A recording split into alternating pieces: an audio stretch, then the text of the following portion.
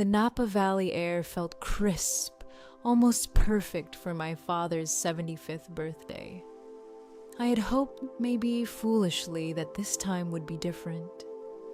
That today things would feel more like a celebration and less like a performance I was forced to play a part in.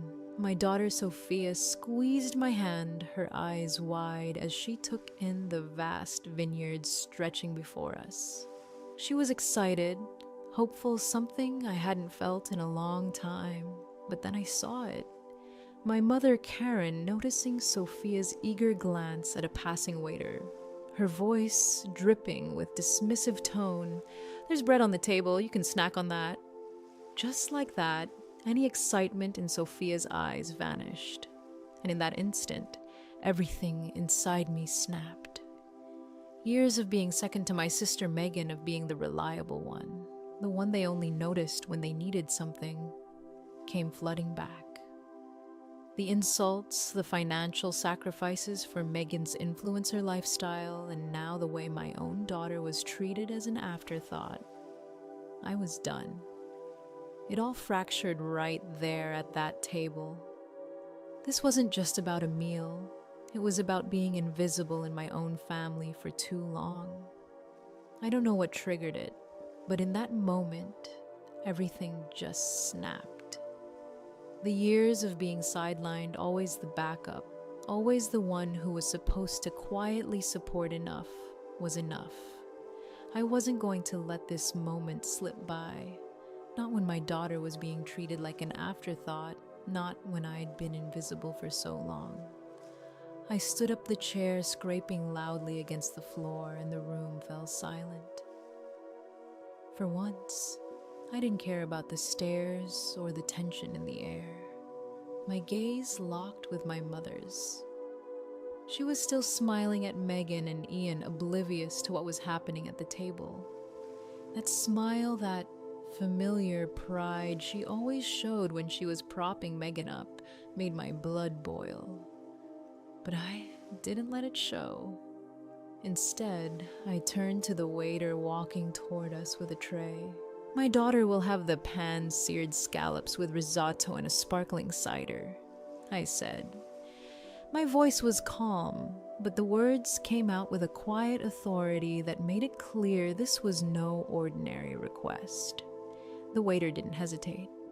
He nodded and walked away, and I could feel my mother's eyes boring into me, her glare sharp and filled with disbelief. But I didn't back down. I wasn't that second-choice daughter anymore. The woman who quietly accepted the scraps was gone. "And move the entire bill to my mother's tab, please," I added without missing a beat. The silence at the table was deafening. Megan froze her fork halfway to her mouth, her eyes wide. For a moment, I thought she might say something, but she didn't. The only sound was the clink of the silverware on the table, punctuated by the rising tension. My mother's face turned pale, and she looked at me like I'd just slapped her. "What are you doing?" she hissed, her voice trembling with rage. But I didn't flinch. I didn't even feel the familiar sting of guilt that used to creep in every time I stood up for myself. This time, there was nothing but clarity. Nothing but cold, calculated resolve. "And one more thing," I said, taking a deep breath. "Megan, the $1,500 a month I've been sending you for your artist loft, consider it your 30-day notice. It stops now." The words hung in the air like a bomb going off. I could see the panic flash in my sister's eyes before the usual distinct sense of entitlement took over. Her lips parted, and for a split second I thought she might yell, might argue. But she didn't. Instead, she just looked at me, speechless. I could feel the weight of my mother's stare as she tried to process what was happening. But I wasn't finished. My father, Michael, was sitting at the end of the table, his expression unreadable. He hadn't said a word since we sat down, but I knew this moment was mine to claim. I wasn't going to let anyone take it away. I turned to my father, who was staring at me in silence. I wasn't expecting him to speak. I didn't need him to. This wasn't about his approval. It was about me taking control of my life and not letting anyone define me anymore. I shifted my attention back to Megan. Her face was pale, the shock still registering, but I could see the gears turning in her head, trying to figure out how to regain control. But there was nothing she could do now. The power had shifted. "The money I've sent you all these years," I continued, "the loans, the support, the emotional labor, it's over. I'm done." Each word felt like a release, like I was shedding a skin I'd been trapped in for far too long. And with that, I felt the weight of decades of resentment fall away. I had let them walk all over me for years, but I wasn't the same person anymore. I wasn't the quiet, compliant daughter who smiled and swallowed her anger. I was a mother now, and I was doing this for Sophia, for us. The waiter returned, placing Sophia's scallops before her with a gentle smile. It was a simple gesture, but for some reason, it felt like the most important thing that had happened all day. Sophia looked up at me, her eyes wide. A small smile tugged at the corners of her mouth. A real, genuine smile that I hadn't seen in what felt like forever. "Are we in trouble, Mommy?" she asked softly, her voice unsure. I knelt down to her level, looking into her eyes. I'd always tried to protect her from the mess of my family, but today something felt different. Something felt right. "No, sweetheart," I said, my voice steady and sure. "We're free." With that, we turned and walked out of the winery, leaving the steak, the bill, and all the years of resentment behind us. As we stepped outside into the cool air, I felt lighter than I had in a long time. There was no anger, no regret, just freedom. And it was mine. I had finally chosen myself. Back at home, the adrenaline from the winery still buzzed in my veins. The peaceful silence of our house felt oddly unsettling after the storm of emotions I'd just waded through. The air felt thick, heavy with everything I hadn't allowed myself to feel for years. The anger, the hurt, the resentment, it all came flooding back. But this time I didn't feel the familiar weight of guilt or uncertainty that used to accompany those feelings. This time, there was something different. This time, there was clarity. I walked into the living room and sat down at my desk, my fingers already itching to do something, anything, to channel this newfound energy. I opened my laptop and stared at the screen for a long moment, my mind racing with everything that had just happened. My thoughts were a jumble of emotions, but there was one thing I knew for sure. I needed to process all of it. I needed to make sense of the years I had lost, the years I had given away without question. And then it hit me, a tool, something I had used in my professional life for years to bring order to chaos, a spreadsheet. It was simple, but in its simplicity lay its power. I opened a new document and named it The Scapegoat's Ledger. The title seemed fitting, like a formal acknowledgement of everything I had been to my family, always the reliable one. The one who picked up the pieces when no one else could be bothered. I started with the financials. The first column was easy. Megan. I had been sending her $1,500 a month for the last 3 years to support her artist loft. The numbers stared back at me, $54,000. I typed it in, and for a moment I felt a jolt of something cold, something final. I had been doing this out of love, out of guilt, out of some misguided sense of duty. But as I looked at the number, I realized how much of my own life I had sacrificed to fund hers. It wasn't love. It wasn't duty. It was control. I had been controlled, manipulated for years, and now I was taking back that control. The next row was the emergency loans I had given them over the years. There was the $5,000 I had loaned Megan for Ryan's car deposit. The $2,000 for their essential vacation to Bali because, of course, they couldn't pay for it themselves. The total was staggering but not surprising. I had always been the one to step in the one to clean up everyone's mess. But I hadn't realized just how much I had been giving until now, until I saw it all in black and white. I kept typing. The column grew line after line of unpaid debts, loans, never repaid, promises broken. And then there were the hours, the time I had spent doing things for them, things I hadn't even been asked to do but had done anyway because that's what I had always done. Babysitting.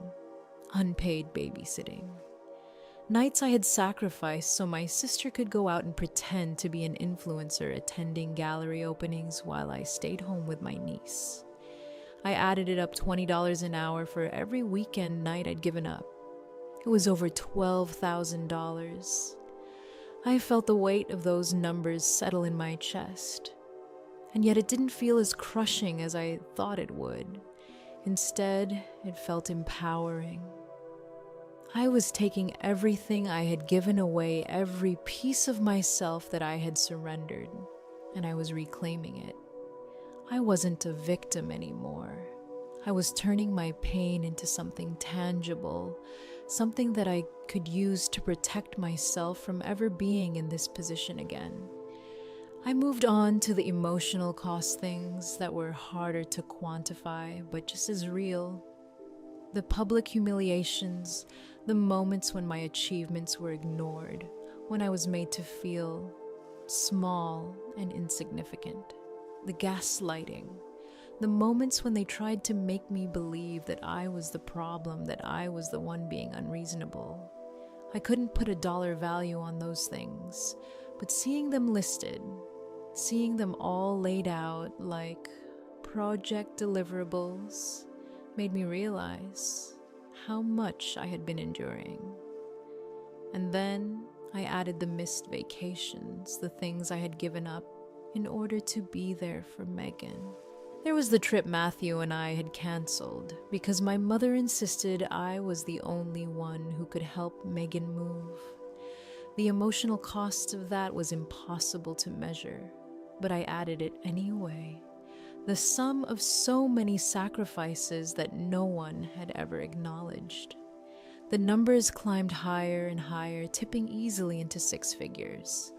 And in that moment, I realized something. This wasn't just about money. It wasn't just about the loans, the babysitting, the hours spent cleaning up everyone else's mess. This was about my own erasure.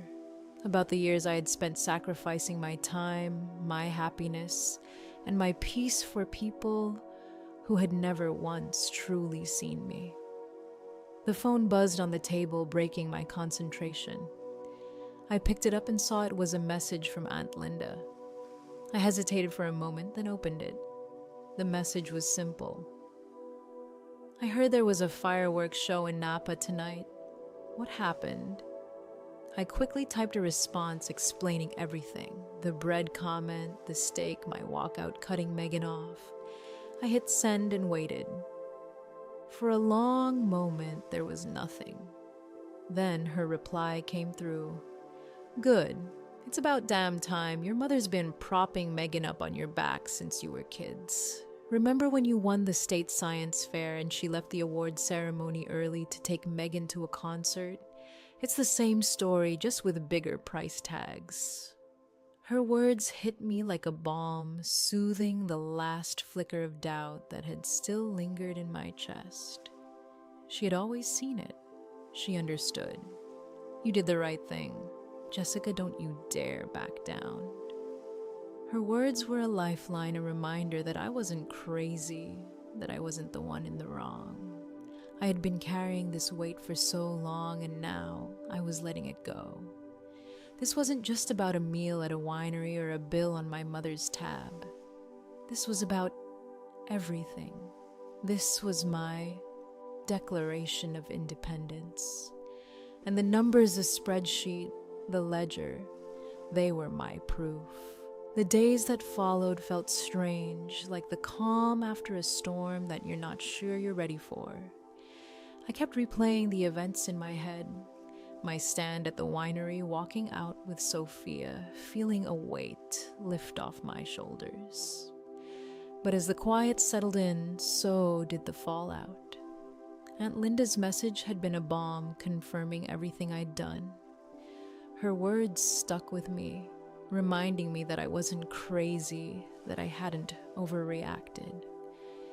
She knew how long I'd carried this burden, how much I'd swallowed over the years. Her support felt like the last thread I needed to tie everything together.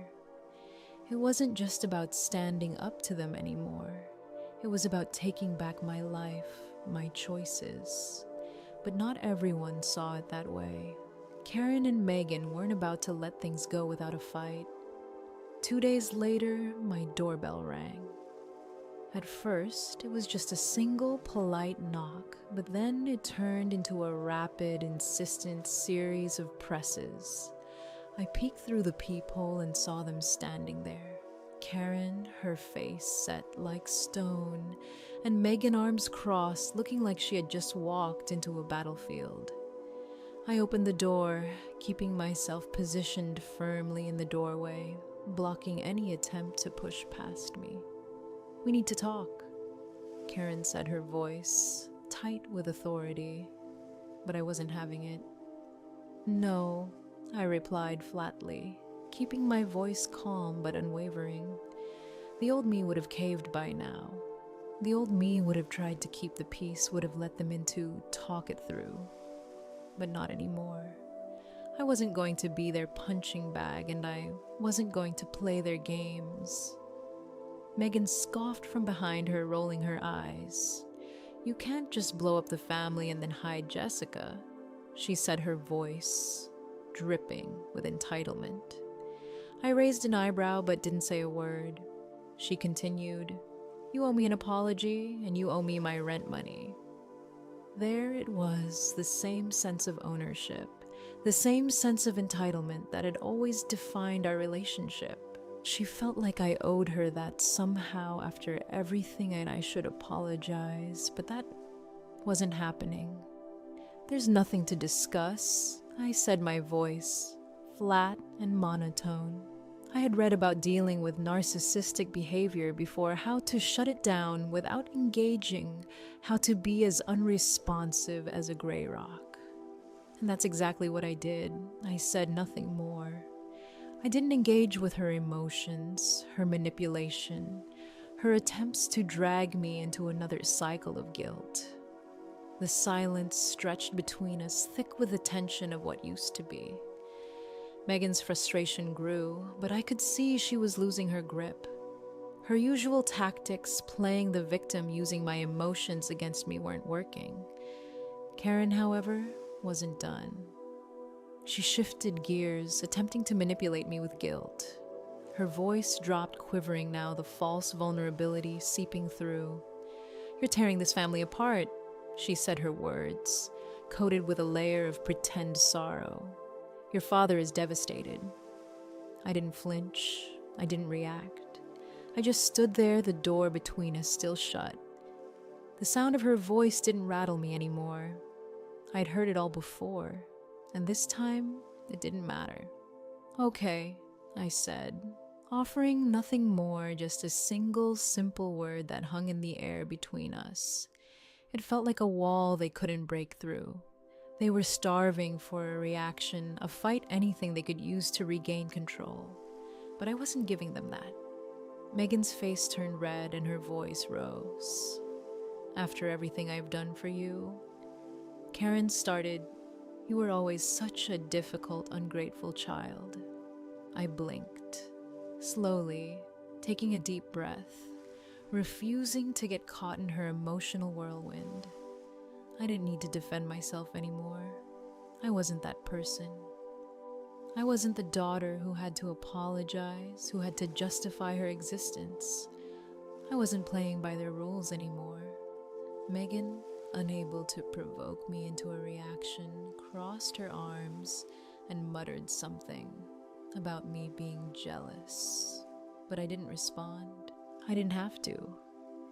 And then, just when it seemed like they would explode with frustration, my husband, Matthew, appeared in the hallway behind me.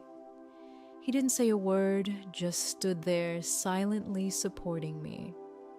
His presence was a calm anchor, and I could see it had an effect on them. They knew this wasn't just me anymore. This wasn't just about them trying to break me down. They couldn't win. I stood there resolute, watching as their attempts to manipulate me grew more desperate. But I wasn't interested. And when they finally stormed off, slamming the doors in frustration, I knew something had shifted. They had no power over me anymore, and it felt liberating. The next morning, everything shifted. I had expected the usual calls, the texts, maybe another confrontation at the door. But what I didn't expect was the call I received from Sophia's school. The voice on the other end was calm, professional, but the words were cold, venomous. An anonymous report had been filed with Child Protective Services claiming neglect. My stomach dropped, but only for a moment. The shock was fleeting. The project manager in me kicked in my mind, already calculating the next steps. I hung up the phone and turned to Matthew, who was standing in the kitchen, his expression grim. "This is war," I said, my voice devoid of emotion. He nodded, knowing exactly what I meant. Panic wasn't a luxury I could afford. I had been through worse, and I knew exactly how to handle this. First, I gathered myself, focusing on what was real, what I could control. I opened my laptop again and started organizing. I wasn't going to let this false allegation derail me. I took inventory of my home, documenting every corner of it, ensuring that nothing could be twisted to fit their narrative. I walked through the rooms, taking time-stamped photos with my phone. Sophia's room, spotless and cozy, her artwork proudly displayed on the walls. The kitchen stocked with healthy food, the pantry organized and filled with essentials. I took photos of the fridge, the shelves, the tidy corners. I wasn't just preparing for a visit from social workers, I was building a fortress of facts. I didn't stop there. I dug up Sophia's school records. Her latest report card, glowing letters from her piano teacher, and her perfect attendance. I printed out the most recent pediatrician visit, showing that she was up to date on every checkup and immunization. The digital evidence was just as solid. It was a meticulous, methodical process. I felt detached, focused, and calm.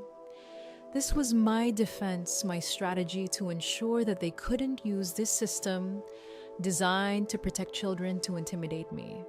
And as the photos and documents stacked up, I realized that I wasn't just documenting our lives. I was preparing for a fight. I was determined to win.